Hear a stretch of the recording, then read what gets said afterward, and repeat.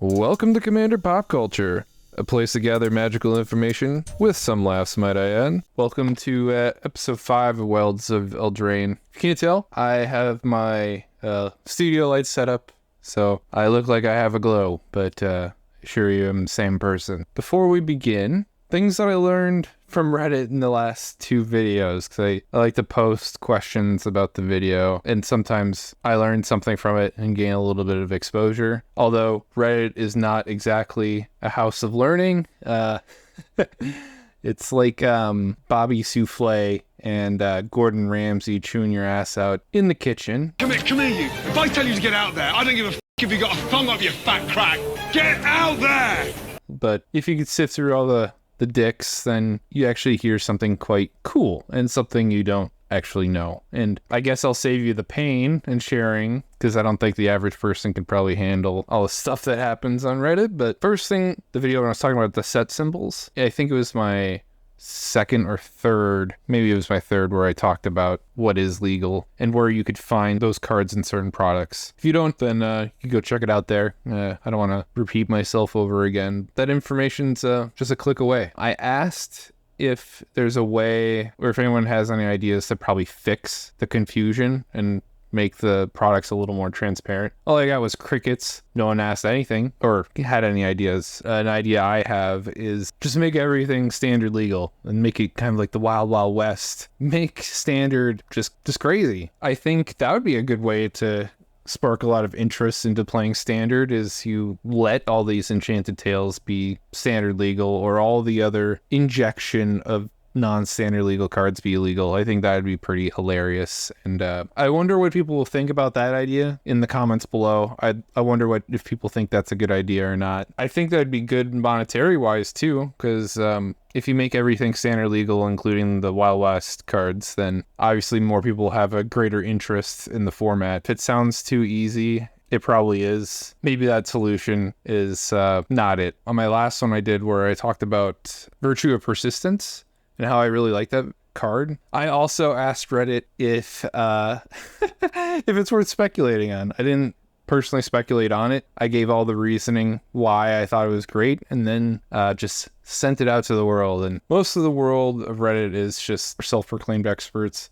But every now and then I get a good argument as to why something won't be worth speculating. I heard 3 things that I really liked. One of them being that the Manlands are coming out in the same set. My original part of the argument was that Virtue of Persistence would be great in control decks, 60 card format, and in EDH. Basically, it'd be a win condition for later down the road, but people are like, it's safer to play Manlands because you just animate them and you attack people with the board being empty due to your removal spells. Because interacting with your Manlands, they have to do it at instant speed on your turn. That was one thing I liked. And then another argument was the top end. The space is getting crowded by Portal to New Phyrexia.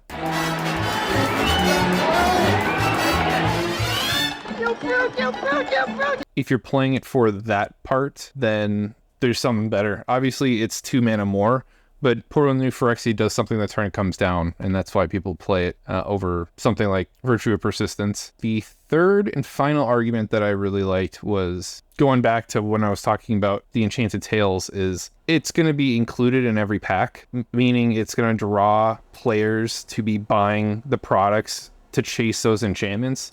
And because there's like a draw to the product, a lot of it's going to get opened, including Virtue of Persistence. And I was like, oh, okay. Those are 3 arguments I'm willing to accept. Things I wasn't so receptive to was that the card sucked. I still think it's great. It just might not be able to shine because of those 3 factors. I just ended up agreeing. Now that's out of the way. I'm sure when I'm making this next video about today's spoilers, and I pose another question for Reddit, I'll get a chance to learn something new again.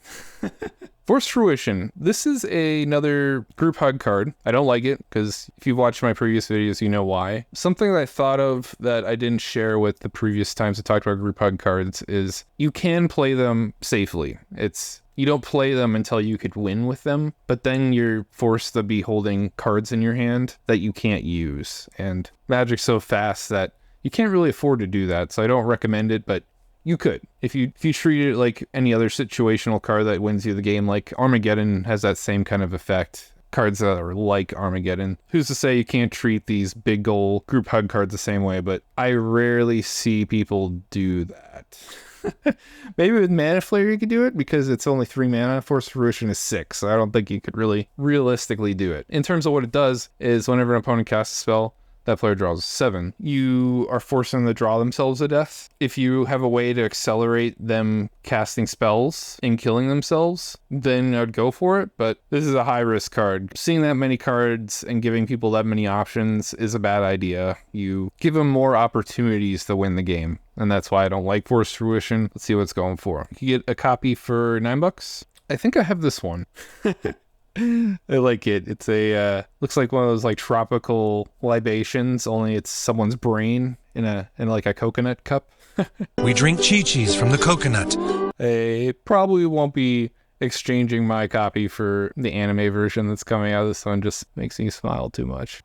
Just called Elemental. What does it do? Has Menache 1/1. I think it's a 1-drop. Whenever it deals damage to a player, put a skewer counter on it. Then you could sack it. If you do, exile the top X cards of your library, where X is the number of skewer counters on it. Then you may play cards this turn. This card kind of reminds me of Bomat Carrier. It has its plus sides and it has its downsides. Bomat Carrier was nice because you get to like squirrel your cards away and then you had a sack outlet on it. The only way you could get the cards from this is if it deals damage to a person. So it's not anywhere as good. It also doesn't have haste like Bomat Carrier, but you get the elusiveness of Menace. I don't think this will get played in standard, but I would have to like look at all the decks that are currently in standard to see like what the game is like. I know that black is extremely popular. It's like majority of the top decks have the color black in it, and a lot of them have big butts, and it's a mid-range kind of strategy. Hence, I don't think this will do so hot. It's definitely a creature format, that's for sure. Archon of the Wild. Other creature controller enchanted by auras have now a base power and toughness of 4/4 and gain flying. I get the flavor of this card. It's because the mechanic of putting those weird enchantment tokens onto things, the roll tokens, those are enchantments. You can play this, which is actually a really good body for flying for 4 mana. You got a lot of stuff going, and then it makes your little creatures that you enchanted into significant stat blocks. I'd be interested to see this played in standard. I think it would be kind of cool. In terms of EDH, I don't see this getting played. Could be a very roundabout way of enabling flying for your whole board, but I feel like there's a lot better options out there for you. Impact Tremors is also getting a reprint. Impact Tremors is like the baby version of Purphoros because it's literally cut in half. Purphoros does 2 for 4 mana. This does 1 damage for 2 mana. So most of the Purphoros decks, they play this too because it's a good rate. It's the same rate as Purphoros. It's like, why not include it in your deck? And then there's plenty of other decks out there. If you could make infinite tokens or creatures, you kill the whole board. See what it's going for. You get a copy for $4 or $3. I have this one. I'm very curious what the anime version will look like. I actually like this more than this one, but this is very traditional D&D style. If you don't remember the OG books with like the yellow pages, the art looked like something that was rotoscoped in. And if you don't know what the art style of rotoscoping is you literally take a lightbox photo of someone and you draw their outline and then you fill in everything else with color like this. It's rotoscoped, Dad. So these are probably actual people posing, and they rotoscoped it and then put this art in there. Who knows? Maybe it's like all original from scratch. It very well could be. Like rotoscoping, just it's more of a stylistic choice in this day and age. It'd be cool if they did. If anyone knows if this was rotoscoped, comment down below and talk to me about it. I'd like to hear about it. That was actually it for today. The spoilers are getting shorter and shorter. I think the leaks from before the season started helps out a lot. I kind of hope that they do that in the future, leak stuff out, and then it saves me time and effort on the back end. If I had to pick a card of the day, Impact Tremors, which isn't saying much. I don't really have a question for Reddit or had a whole lot of opportunity to add a lot of unique thoughts to today's spoilers. I'll tell you what though, if you have a question about this set and I can't answer it that well for you, I'll put myself to the hazard for you and I'll go on Reddit and do it for you because it's quite brutal on there. But I don't mind. I've been doing it so much that I've developed a bit of a mental fortitude for it. If you liked what you saw, I know today was a little more disappointing. I only talked about like 4 or 5 cards, but I have a lot of fun talking about them, and I have fun talking about the stuff in my previous spoiler videos. Subscribe. I'm going to cover everything from beginning to end, and as you can tell from my lighting situation, I'm all about improving myself and going that extra mile for you. Hopefully, I start gathering more and more. I'm quite happy with my current subscribers. I may only have 191, but I wasn't that very popular of an individual throughout my entire life. And it's kind of cool that I have 191 subscribers backing me up and enjoying what I have to say. I just assume we agree most of the time. Most of my best friendships are folks that can tell me differently. You have a good friend if they agree with you, but you have a better one when they tell you things that you need to hear. I'd like to think that we have that here. I definitely have had disagreements in the comments below, and it ended up okay. That's how that works, and I appreciate that kind of candid honesty. If you're going to disagree, do it politely. I'm very receptive to that. I'm not too receptive to, I guess, unideal behavior. In that scenario, I give you an option to not take it back, and I don't demand an apology, but I afford you the chance to recenter yourself so we can have a non-emotional conversation. And if you can't, then I'm just going to move on, and there'll always be a next time for us to talk. That's all I got to say. So everyone have a good night. Bye.